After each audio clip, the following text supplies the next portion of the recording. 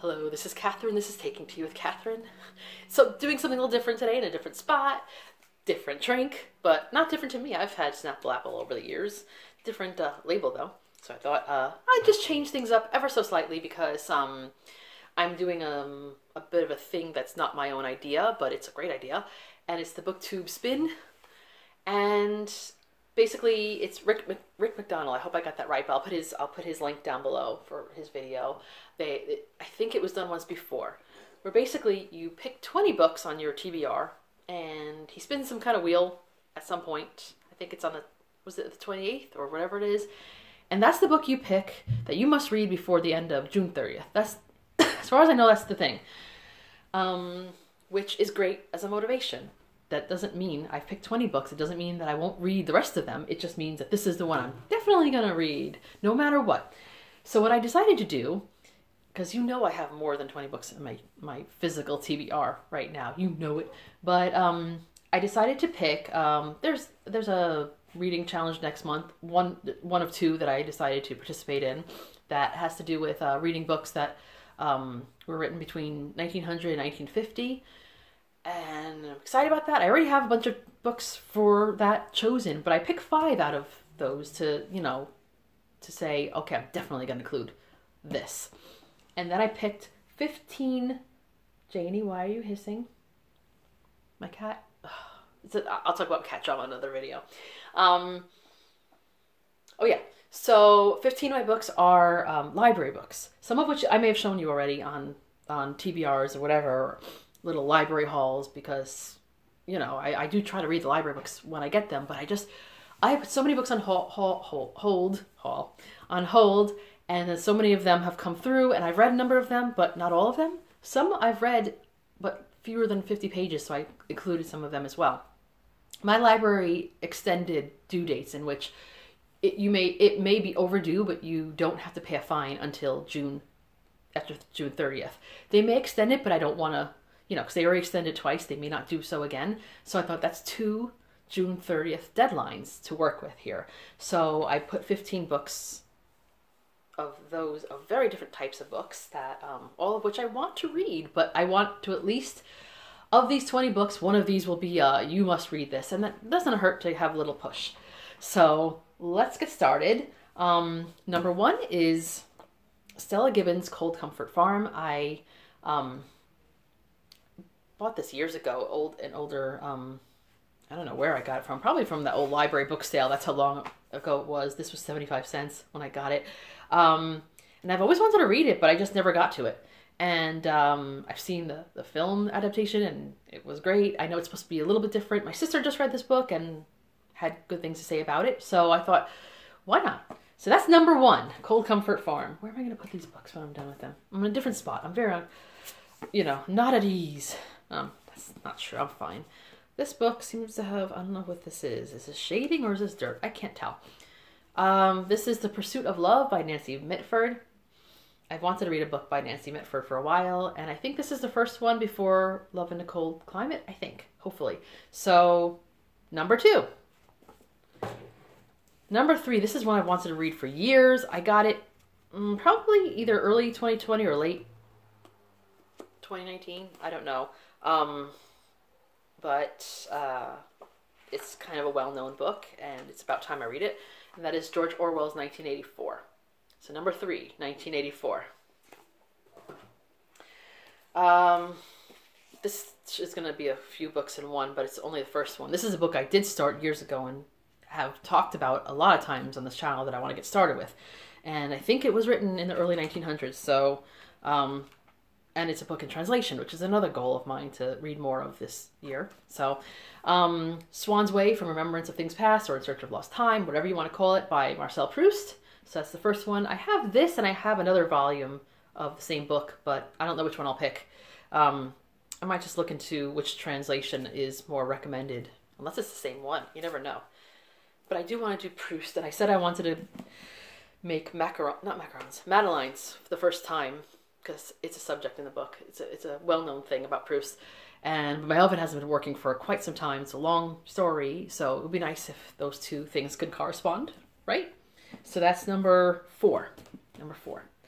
Number 5, I've shown you, and I definitely want to read this in June, no matter what, but I don't mind a push because I love this author so much and I really want to read this, but it just hasn't been fitting in with everything else I've been reading.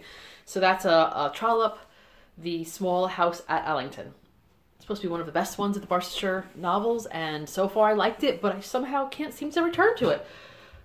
What? That's not a word. What is wrong with me? All right, so those were the books that I own that I, part of one of the challenges. So that's 5. So number 6 is Alison Weir. I think this is the only book of hers here. Yeah. Okay. Queens of the Crusades, England's Medieval Queens. Book 2. That's weird. What is book 1? Anyway, I think it's England's Medieval Queens. But anyway, I think I have book 1, but I don't think I need it to read in any order. This is a library book, though. The other book I think I own. Doesn't matter to me. I can read these things out of order. This has a lot of the queens that I'm interested in. I'm pretty sure... Wait. Yes, it has Eleanor of Aquitaine first, because, and I already read about her recently, but I don't mind reading more. And there's at least... Yeah, there's a couple of Eleanors in here. You know what?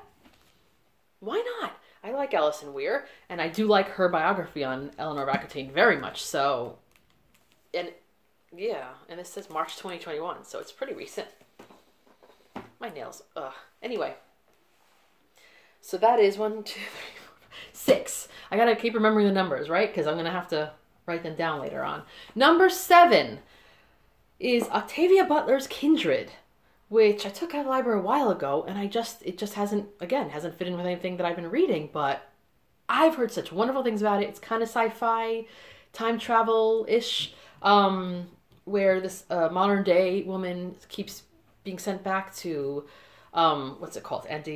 Antebellum South, which is not really great for her.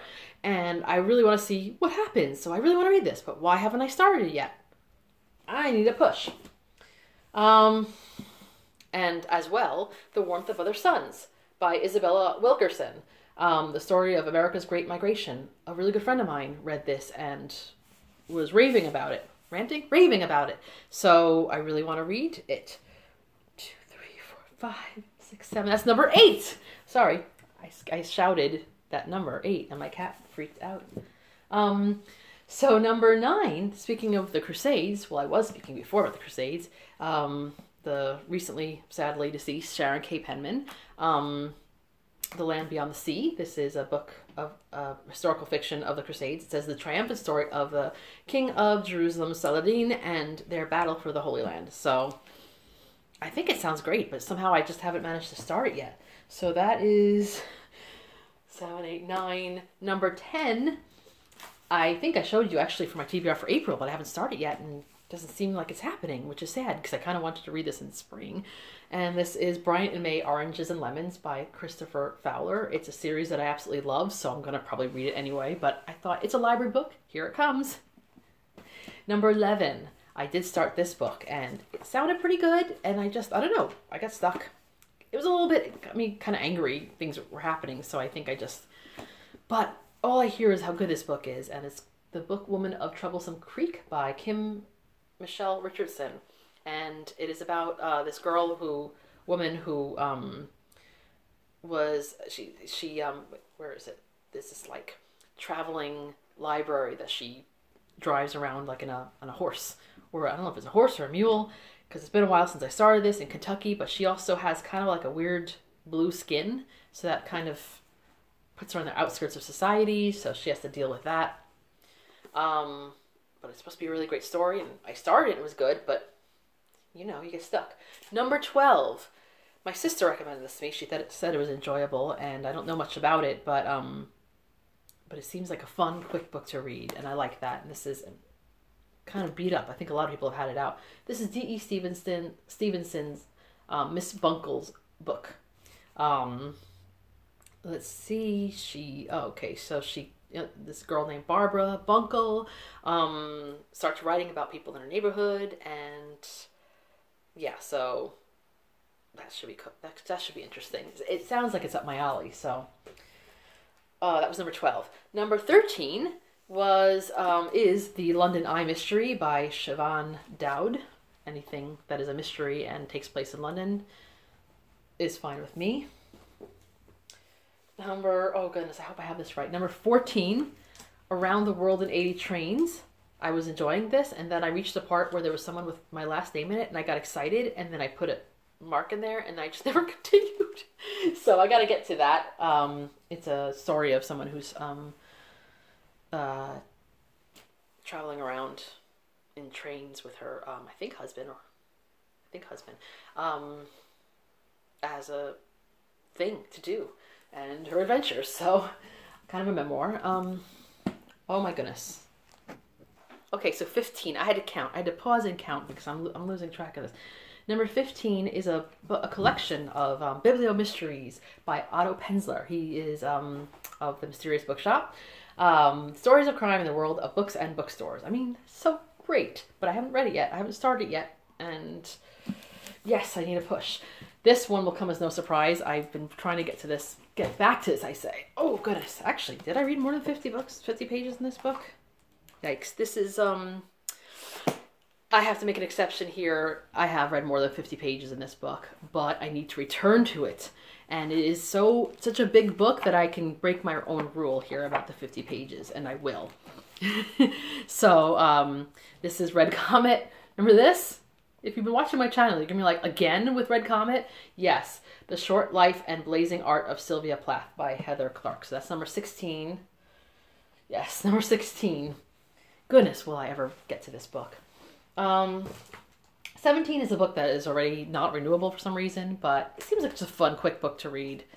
I don't have a complete enthusiasm about it, but I don't have anything against it, so I wouldn't mind if I had to read this one. Legendary Authors and the Clothes They Wore. I kind of like thumbed through it, and it was fun, and it seems like an easy read. Trying to see an example of something. Oh, look, we got our friend Proust right there. So if, I don't know, if I end up getting Proust, I might read him anyway. There we go. I can also read at least that bit about him. So that was at 17, right? 18, 19, yeah. So number 18 is a book I showed you as well that I started. That was great. It's a little cumbersome, so maybe it's harder for me to keep getting to, but I will, if I can. And that is Remarkable Diaries, the World's Greatest Diaries, Journals, Notebooks, and Letters. It is something I'm enthusiastic about, but I guess not enthusiastic about it to get well into it, right? So, yeah. Oh, this quote from Oscar Wilde where it says, "I never travel without my diary. One should always have something sensational to read in the train." So now here's one I showed you guys. Did I show it? I don't remember if I did. I might have just had it on Bookstagram. I saw a few other Bookstagrammers, Booktubers, and Bookstagrammers. Usually it's both. Show this on their channel, and it was something I really, really wanted to read about, and I've made almost no progress in it. Again, it's a big book, so it's kind of hard to commit to sometimes, but I would like to. I would really like to get to this one. But that is the novel, A Biography by Michael Schmidt. So we'll see, right? And so that was 19. And number 20, last but not least, this finally, I put it on hold a while ago, and it finally arrived in, and I read the first book of this, the Magpie Murders. So this is The Moonflower Murders by Anthony Horowitz. I like a lot of Anthony Horowitz's books. So hopefully I can get to this one. So if it's picked, then it's even better. So that is it. Those are the 20 books in, I don't know if I was supposed to put it in some kind of order, like I was supposed to break it up by fiction and nonfiction or whatever, but I broke it up by books I owned and want to read next month, and a bunch of library books that I want to read anyway, but I want to have a little discipline in being able to pick something for, or a little help anyway. Now, if you've been sitting here watching and you say, I want to read this book soon, I want to read this sooner rather than later. I want to read this by the end of June myself, this book. Whether or not I'm doing the Booktube Spin, I want to read this book. Let me know, and maybe we could do a buddy read. I'm not against that. And again, that's good motivation. But I probably would have to read it in June. So, because unless it's one of these books for next month, Anyway, so that's all for now. Hope you've liked looking at all these books that I have in my life. So that's it for Taking Tea with Catherine. Have a lovely tea and book and Snapple filled day. Bye.